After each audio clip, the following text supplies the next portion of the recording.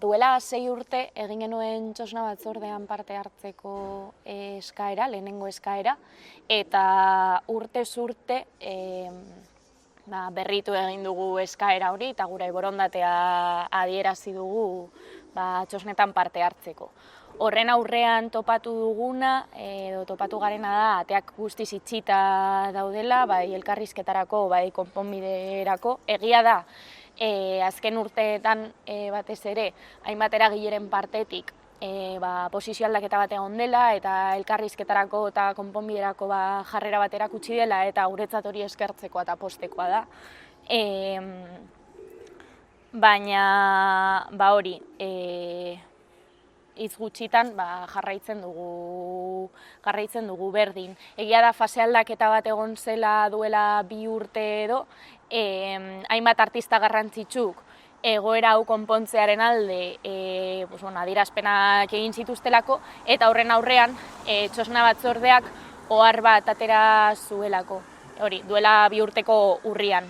Esanez, duela 2 urteko abuztuan, esanez urritik aurrera egoera berri ikusteko jarrera izango zutela. Gu horren aurrean, esperantza pixkat edo irabazi genuen, ikusita ateak irekitzeko aukera hori zegoela.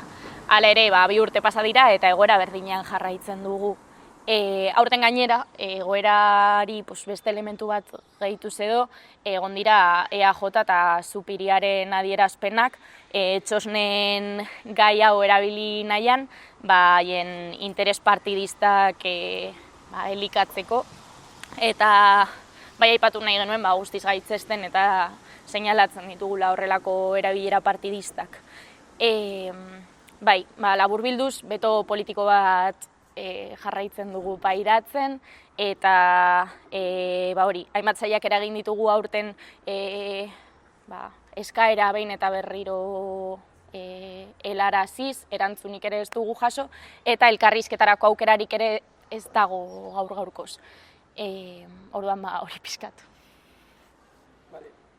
Zergatik diozue beto politiko bat dela, eta zergatik seinalatzen duzu zuzenean ezker abertzalea?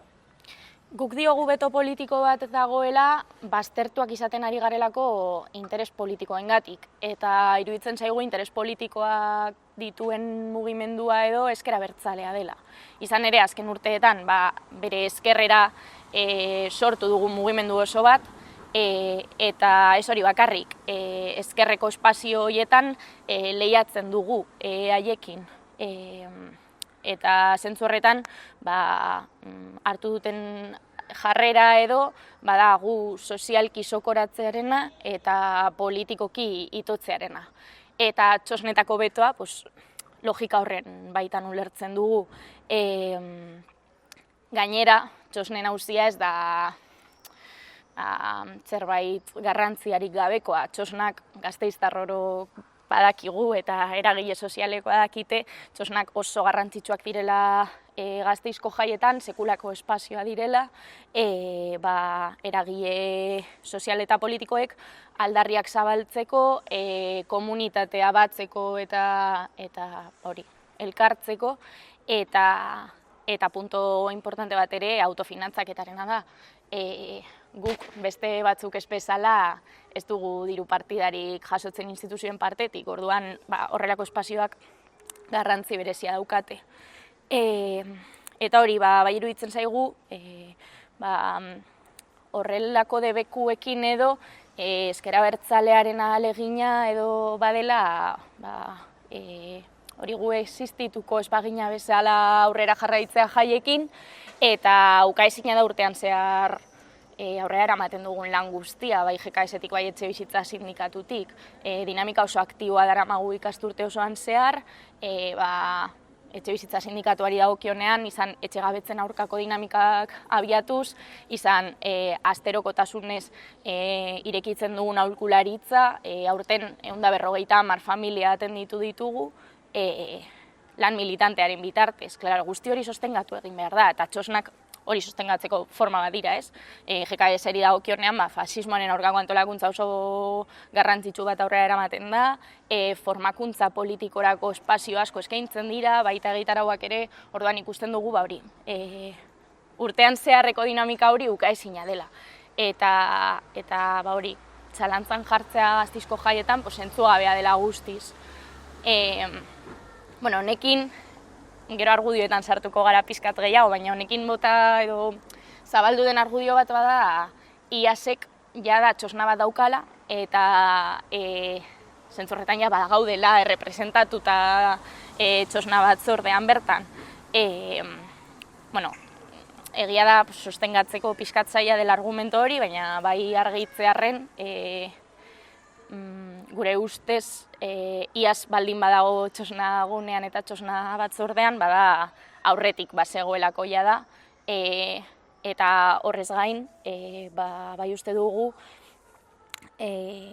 estatutuetan eta inongo tokietan ez duela jartzen mugimendu bakoitzeko espazio edo txosna bat egon behar denik, Ezker Abertzaleak bi karpa ditu, horren adibide esanguratsu bat da, eta gainera antolakunde bakoitzak bere behar eta jardun propioa dauka, eta zentzu horretan ditugun gaitasun eta beharren arabera planteatzen ditugu horrelakoak, ez? Eta hori gutxo gora beraz, duzakit zerbait.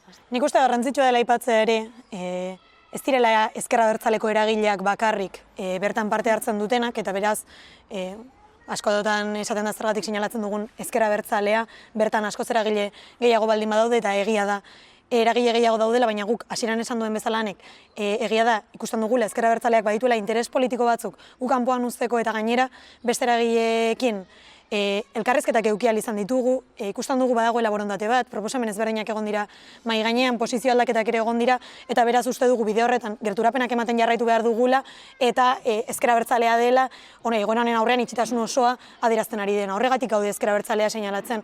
Eta uste dut, argigarria dela aipatzea ere, ez dela Ezker Abertzalearen txosnagune bat, Gasteizkoa behintzat, bestela ulertuko genuke gu bertan ez egotea herri mugimenduaren antolakunde bat da, eta beraz, bertan parte hartzen dugun bi eragile kanpoan geratzea uste dugu oso larria dela.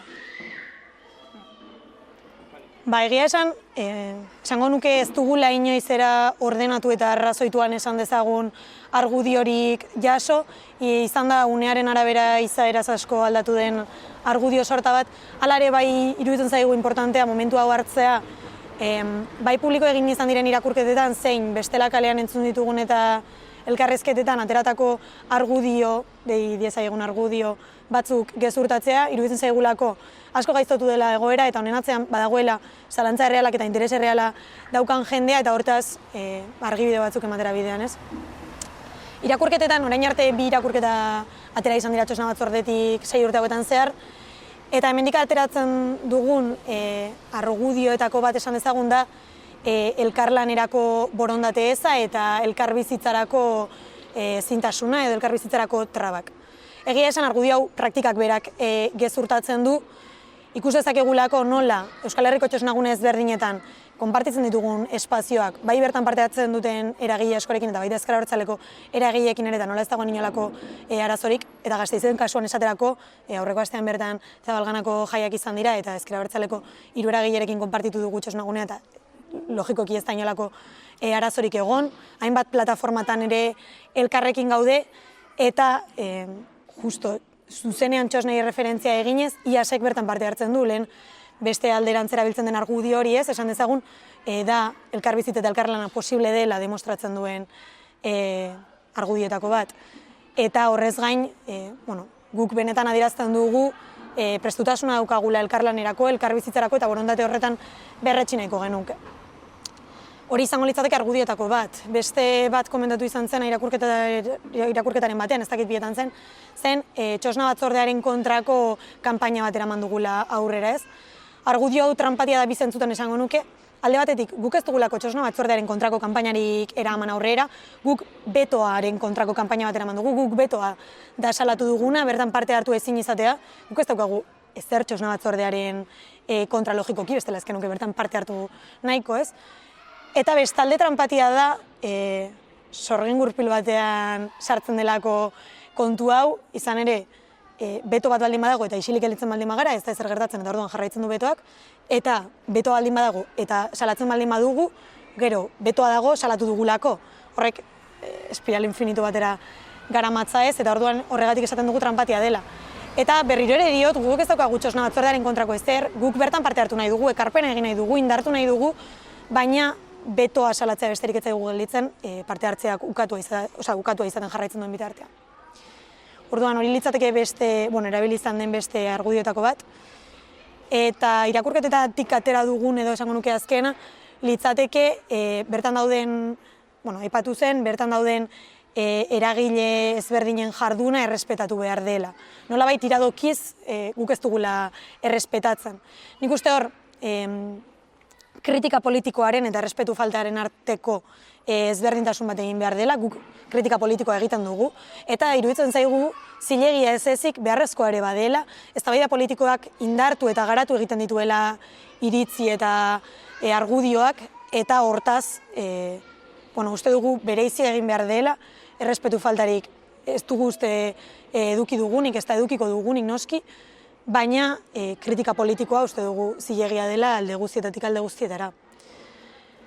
Eta horiek esango nuke direla gutxi gora bera, txosna batzordetik nolabait zuzenean ezpada ere, oharretan jaso izan ditugun argudioak. Gero aurten justo, harrigarriki esan dezakegu, Otegiri entzun genion, ez genituela irizpideak betetzen, zehazki, ez geundekela prest modu hipotetikoan, askotan argudioak modu hipotetikoan ematen dira ez, ez geundekela prest protokolo feminista betetzeko. Hori, ez gara sartuko, baina deklarazio larri bat izateaz gain, sinpleki gezurra da. Gu prest gaude, eta berriro diogu prest gaude irizpide guztiak betetzeko, prest gaude protokolo feminista betetzeko beste hainbat espazioetan egiten dugun bezala. Eta gero entzun izan dira ere argudio teknikoak, lekurik ez dagoela eta abarrak, baina uste dut horiek denboran zehar beraien pisu propioz erori direla, sostengagaitzak direlako, sostengaezinak. Guk aukera hitz egitea baino, bai uste dugu importantea dela hitz egitea beharraz. Ikusten dugu gatazka hau solventatu behar dela, behar bat dagoela, azken finean urteroko salaketa eta gatazka honek ez duelako inori mesede egiten, zehazki gure ustez herri mugimenduaren artean enfrentamenduak sortzen dira, horrelako egoera deserosoak ez dutenak funtziorik betetzen eta gainera oinarrizko eskubide batzuk ukatzen ari zaizkigu.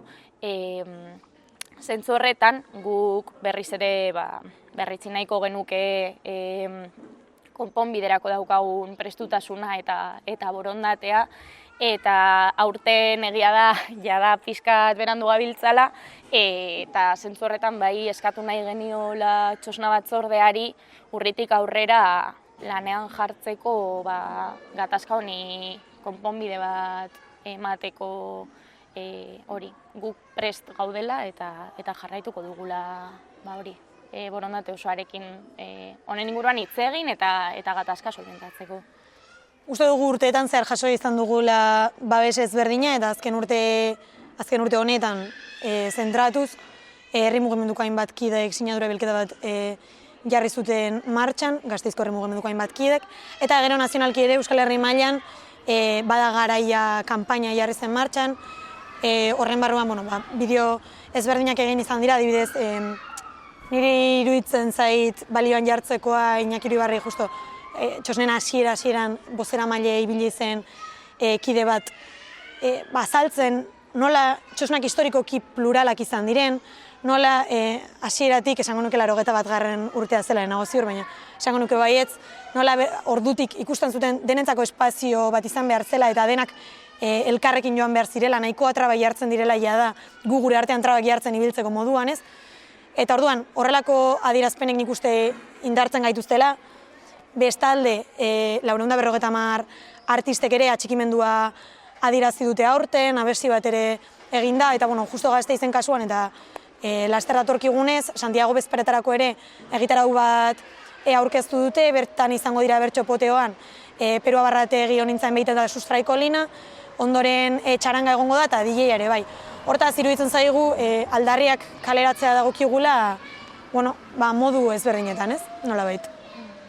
Naik lehen aipatu bezala ikusten dugu ja ateak itxita daudela aurtengo, eta beraz horregatik esaten genuen urrian ikusten dugula jarri beharko garela horretara begira lanean alde guztietatik adostasunak bilatzeko konpromisoa hartuz, eta aurtengo jaietan, letraren fakultate parean, txosna jarriko dugu, abuztuaren 4, 5 eta 6an, egitarau zabal bat eskainiz, eta honen bitartez alde batetik betoa salatuko dugu, eta bestetik jai borrokalari edo aldarrikatzaileen alde egingo dugu, iruditzen zaigulako ezinbestekoa dela zapalkuntza ororen aurkako aldarriak kalez kale zabaltzea. Hortaz, aprobetxatu nahiko genuke, gazte eta gazteiztar hori aldarri hauekin bat egin eta bertara gerturatzeko.